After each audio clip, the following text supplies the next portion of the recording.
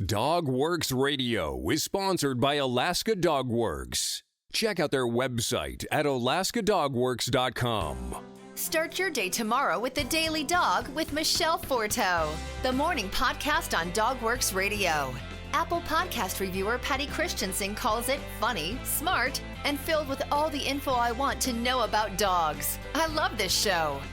Wake up with The Daily Dog. Available on DogWorks Radio on Apple Podcasts or wherever you listen to your shows. Hi, this is Alex Stein, co-host of Mushing Radio on DogWorks Radio.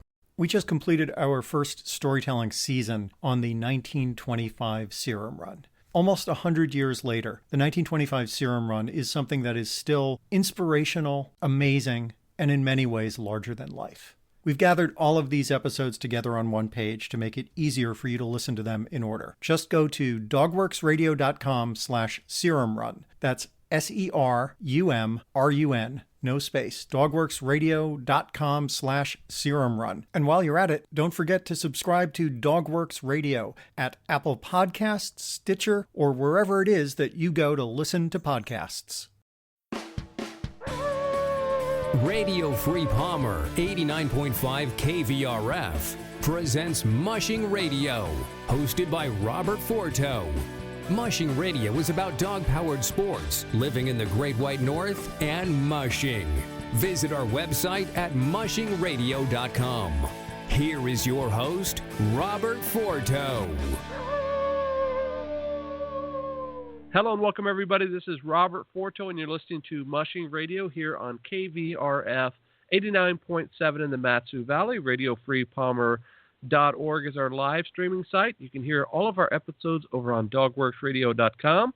Be sure you check us out over on social media, searching for DogWorks Radio. And I am joined today by a sprint musher calling in from Calgary, Alberta, Canada. Her name is Tamara Harvey-Coli. Tamara, how are you doing? I'm pretty good. How are you? I am well. Thank you for joining us. Can you introduce yourself and tell us who you are and what you're all about, please? I am Tamara, as you guys all heard, and I'm from Alberta, and we do a small sprint team. So I run the 6-dog class mostly in Saskatchewan and Alberta at all of our mass starts. So I'm reading your bio here, and you mushed for a long time, and then you got out of it for a while, as you say, to raise a family. Was this something you've been doing most of your life? You bet. So I'm second generation. My parents, Jim and Jackie Harvey, both started racing at the late 60s or maybe 1970s, somewhere around there. And then I was just born into it and got hooked on it quite young. So I started racing my own team probably around the age of 12 or 13. And then I raced until my early 20s, and I decided to have a family. So I got out of the sled dogs and went into some show dogs with boxers. And from there, once my son was old enough, I went back into sled dogs as soon as possible. So you are a sprint musher. We talk a lot to distance mushers here on the program, and you guys are few and far between on our interviews for some reason, so I'm glad to have you on to talk about the other side of the sport that doesn't get as much coverage, at least, in the wide spectrum of things as like Iditarod, Yukon Quest, and that sort of thing. Can you tell us a little bit about the sport of sprint mushing for our listeners, please? Yeah, so I think the sport of the sprint side of the mushing is for the adrenaline junkies. So anybody who wants to race from a one-dog dryland event all the way up to an unlimited 14, 16, 18-dog team on a sled, can go as fast as they want for just over, the farthest distance would be 30 miles, 35 miles. It starts somewhere around there. But you get to go as fast as you can train your dogs, and they want to go, and they can handle it. So it's a lot of fun. So in sprint mushing, it's typically in different dog classes, unlike, the distance mushing where, they have sort of a dog limit, and then everybody sort of enters with what number of dogs they think they want to run in that race. So if it's like Iditarod, a 16-dog limit, you see people with 10, 12, 14, 16 dogs. But in your classes, you are limited to that particular class. Is that right? Right. So sprint mushing has, I think in the scooter, you're on the bike during, which is a dry land side, it's 1 to 2 dog events. Then you kind of have your rig events, rig and sled events from 4, 6, and 10 dogs. And then we have the unlimited class. So that really splits it up in any size a kennel can participate. It really gives a lot of options. Your trail mileage is a lot shorter as well. So if you're on the dryland side, you're probably looking at 2 to 4 miles maximum. Even those that are doing a canicross, which is a run with your dog, quite short distances. And then 6 dog is 6 to 8 miles. 4 dog, I guess I forgot, is 4 to 6 miles. 10 dog can be anywhere from 13 miles up to 35 miles. And the unlimited falls within that 10 dog kind of element as well. So you get to pick your number of dogs you want to live with and feed, and you get to go as fast as they want to go for you, and find a event that works for your lifestyle. So it's quite awesome. It is quite awesome. And, you know, I've entered into many sprint events with our slower distance dogs, but like you said, it's definitely an adrenaline junkie's dream to get out there and just jump on the back of the sled and let it roll. You're not worried about weight in the basket or anything like that. You're really just hanging on. You know, what I find interesting about sprint mushing is a lot of times mushers will run in several different classes. So they may have a 4-dog team and a 6-dog team and maybe even an open team, and they're running in several races all on the same weekend. Is that something that you've done or do now? So certainly used to do that when we had a larger kennel. We would run, Dad, Jim, would be running an unlimited team, and then I would run a 4 and 6 dog team, and Mom would probably run a 6 dog team or something of that combination if we were all at the same race. But we did have a kennel that could facilitate all of the sprint dogs. I think now in this day and age, your sprint dogs are a little more specialized. So the shorter the distance, the bigger the dog. The farther the distance, like the unlimited, even the 6 dog, to the unlimited, a little bit smaller of a dog. They can go faster and travel just that little bit extra distance, help in a healthy, fast way. So at this time, I'm only running a 6 dog class because I only own 7 dogs. So everybody gets to run, and we just rotate with the one puppy coming in and out and seeing how that goes. But that's it. That's all I got is 6 dogs. Hey, and there's nothing wrong with that. It definitely cuts down on a lot of the kennel chores and the food bill and all the other stuff that comes with having multiple dogs in your kennel. And it's my understanding that you often let all of these guys in the house at once.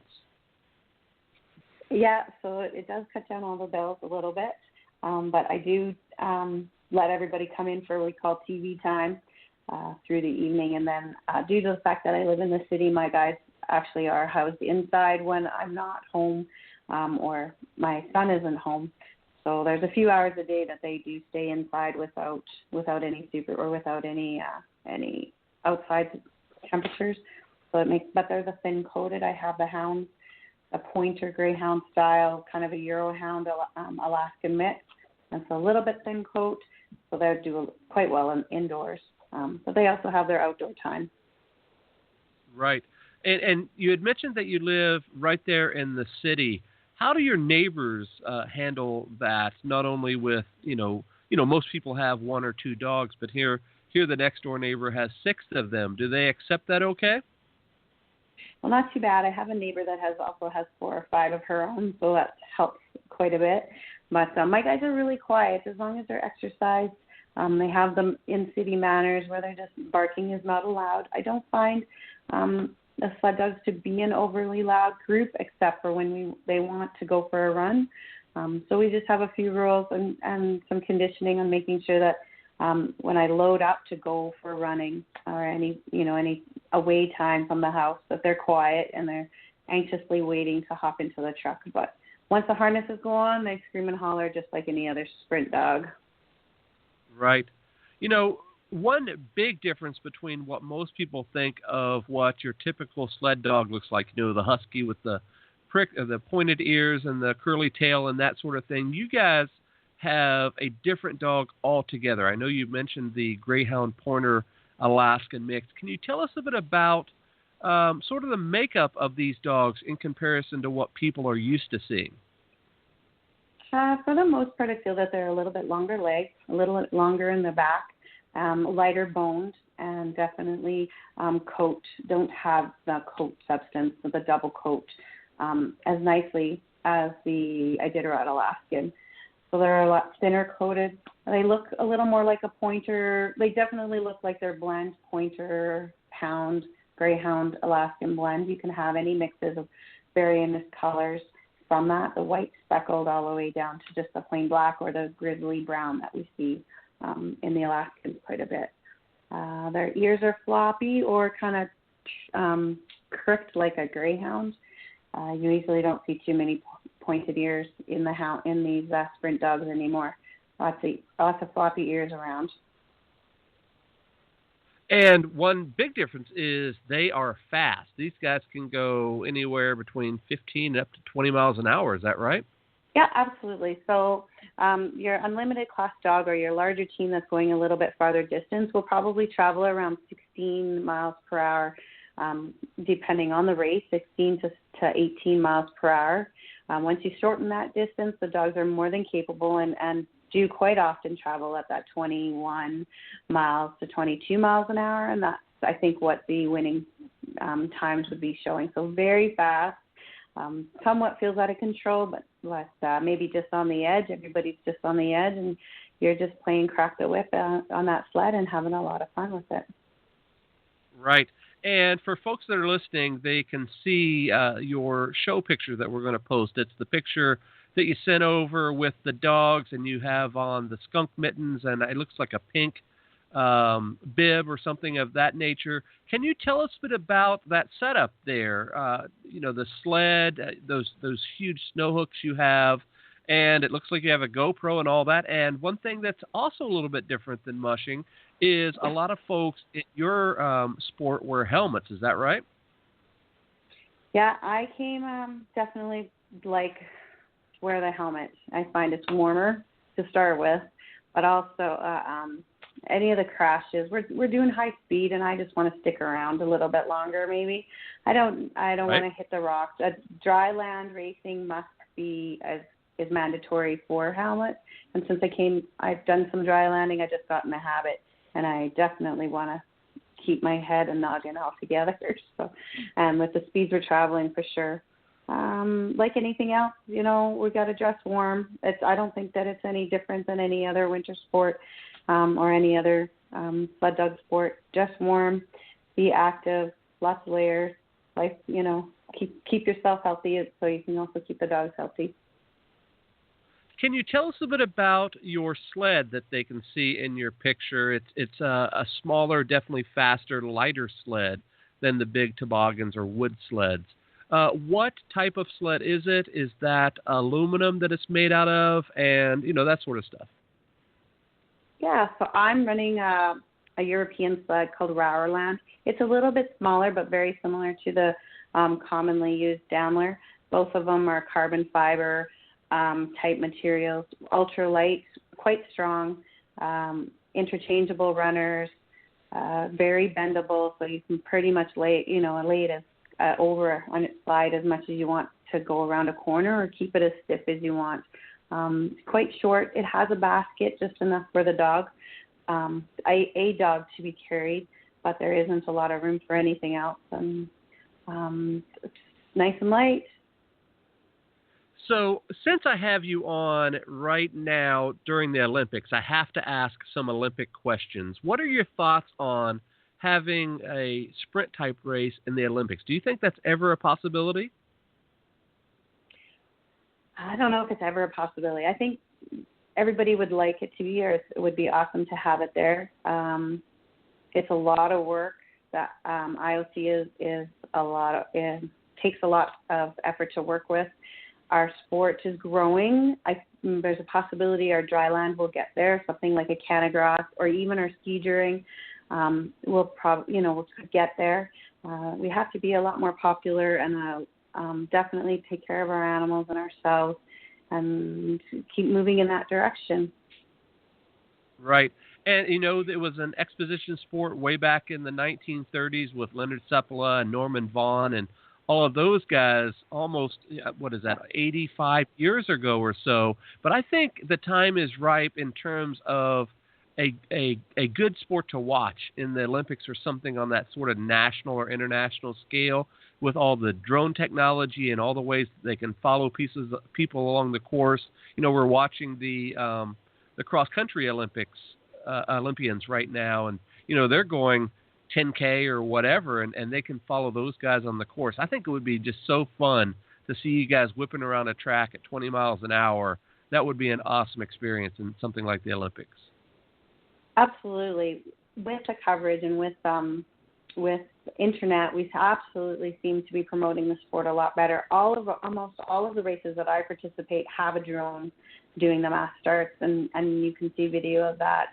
People are running alongside on snow machines and doing live coverage. We have been doing that for years and years and years, both at Fairbanks and Ronde, and it's just catching on to other races like La Paz or the local races here, local races everywhere. People are starting to promote the sport just by being there and sharing it with everybody, and the fan base is getting quite large in all sports. I think the sprint mushers are watching the long-distance mushers, and the long-distance mushers are watching the sprint mushers and the stage stop, and it's really starting to on the dry land, just so that we can educate ourselves and promote the love of our dogs. I mean, the love of our dogs is what keeps us here in this sport.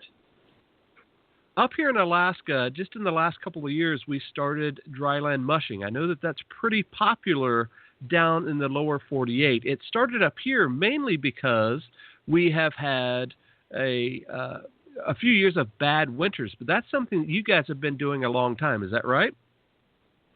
It's been around for quite a long time. I don't think Alberta itself has been doing it for too long. We don't actually have a current race right now. We lost our races.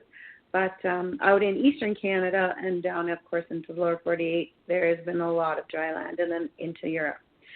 I really like it because of the fact that you can use such limited class dogs or limited numbers of dogs.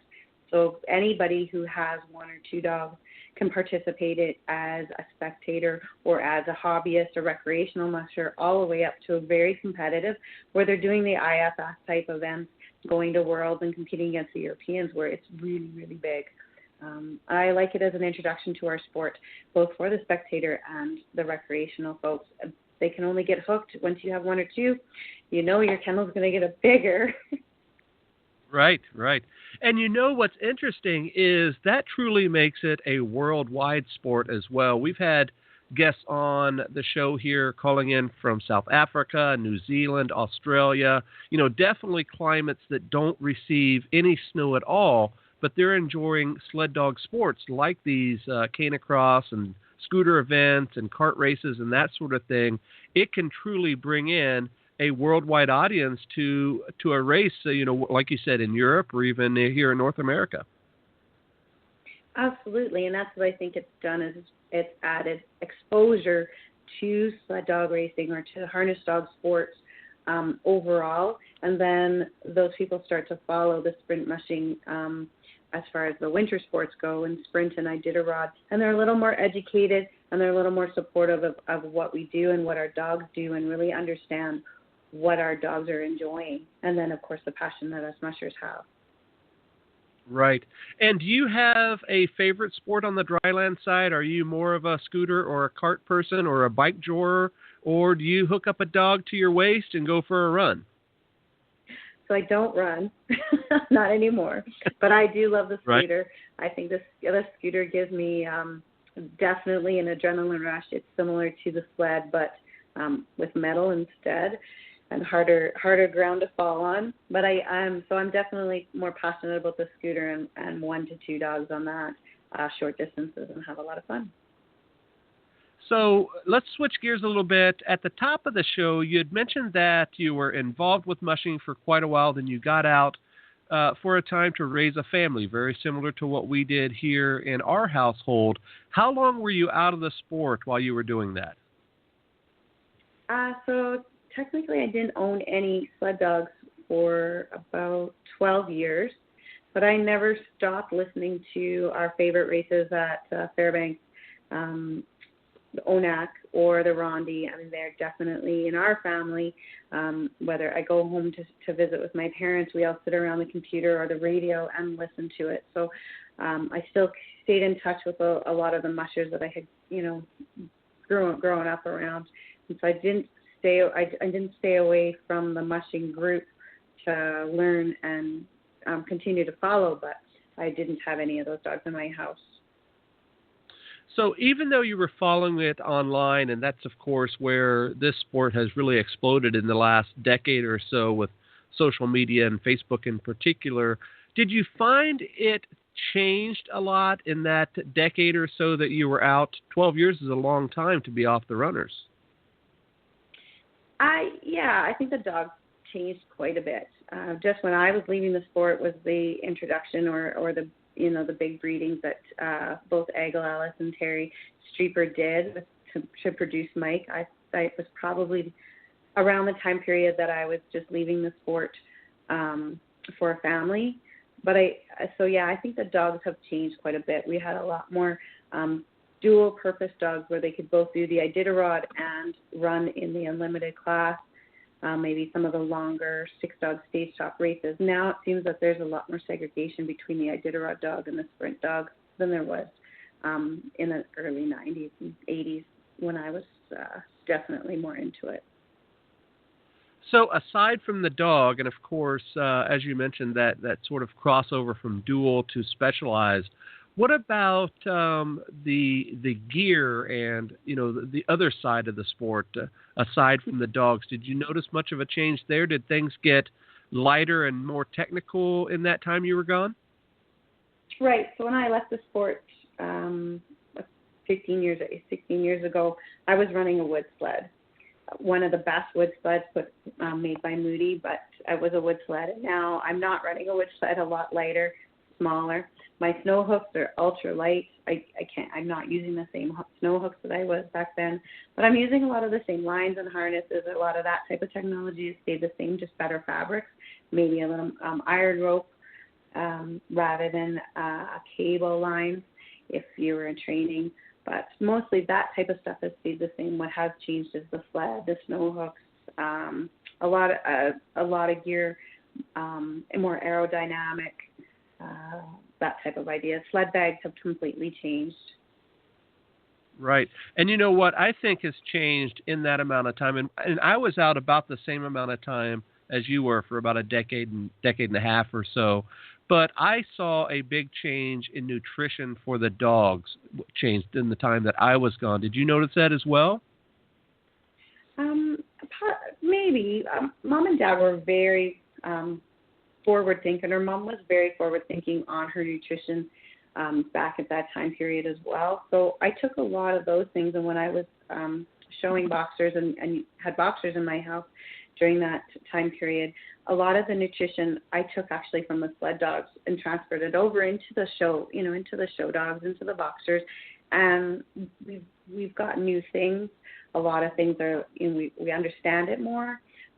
We have more products available to us. But I think in some ways, what we were doing back then still holds true. A good solid diet goes a long way, and we're feeding some very good brands of dog feed. Animate was out at the time when I left, so a lot of people were feeding that at that time. I think Red Paw was out at that time and feeding that, and then a chicken and beef diet, fat were always important things, even in the 80s and 90s. So one final question in regards to that difference before and after. You had mentioned that in that time you had, I believe you said it was a son. Is that right? Yeah, I had a son. He's one of my home handler or my home caregiver. He doesn't travel with me, but he takes care of the dogs when we're at home. so I can work and enjoy life. So does he enjoy the mushing part of the family, whether he's just doing the handler? You always have to have that pit crew. Does he enjoy that as well, or is he sort of forced into it just by blood? I think a little bit forced. He likes to take care of the dogs at home. He's not interested in traveling. He doesn't want to go out and train, yet he has come training quite often, and he is there to help out. He knows the dogs very well, but his idea is just to stay home with them. I think one day maybe he would do more, but at this time he's just a homebody with the dogs when they're at home. There you go. Well, Tamara, anything else you want to mention here on the show? Anybody you want to thank? Anything you have coming up soon? Any races or anything? I know it's kind of winding down in terms of the season. Up here we have the Fur Rondy and a couple of races up north, and then it's about over, right? Yes, I'm winding down pretty much now, and we have one or two races. I'm not sure what our plan is into March, but I definitely want to thank my parents, Jim and Jackie Harvey. Both of them are with me on the road pretty much most weekends. We talk dogs as often as we say hello and goodbye. So it's really nice to travel with my family, my parents, and get to do that with them, that part of the sport again with them. I'd definitely like to thank my boyfriend and his family for supporting for this passion. He doesn't get to see me, kind of becomes a musher's widow during training and race season. And of course my son, who does lots of work. And then in Alberta, we don't always have trails where you want them, so I borrow other people's trails. This year, Rick and Dina Wanamaker helped me out by making their trail available so that I could train, since our home trail at Dad's wasn't available. So that's always nice to have all that community support and family support. So thank you. Excellent, for sure. And one last thing, do you have a website? I know you're pretty active on Facebook. How can folks follow you along? Mostly I'm active on Facebook. I haven't put together a website. I think I touch more people or talk to more people just by being on Facebook, so that's where they can follow me. Very good, and I'll make sure we link that over on your show page. And thank you very much for joining us today, and we will make sure that we pass along links and all of that stuff for folks to follow along, okay?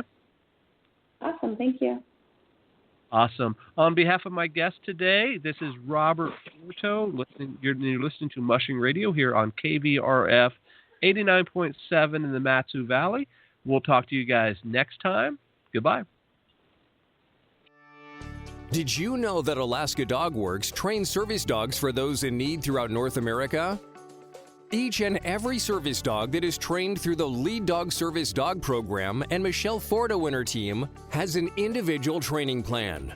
We train for autistic, mobility, psychiatric, and PTSD for our soldiers for service work. If you know of someone that may need a service dog, please take a moment and check out Alaska Dog Works on social media and at alaskadogworks.com.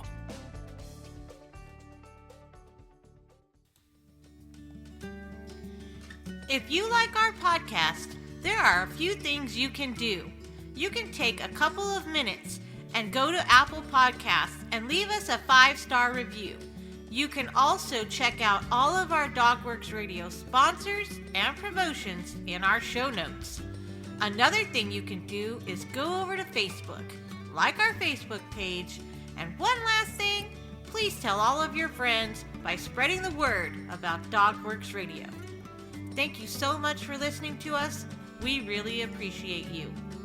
DogWorks Radio is produced by Robert Forto. Logo art by Angry Squirrel Studios. DogWorks Radio is produced in conjunction with KVRF 89.7 in Palmer, Alaska. For dog training advice, you can contact Alaska Dog Works at 907-841-1686 or visit their website at alaskadogworks.com. If you have a show idea or would like to be a guest, please contact us by sending an email to live@dogworksradio.com.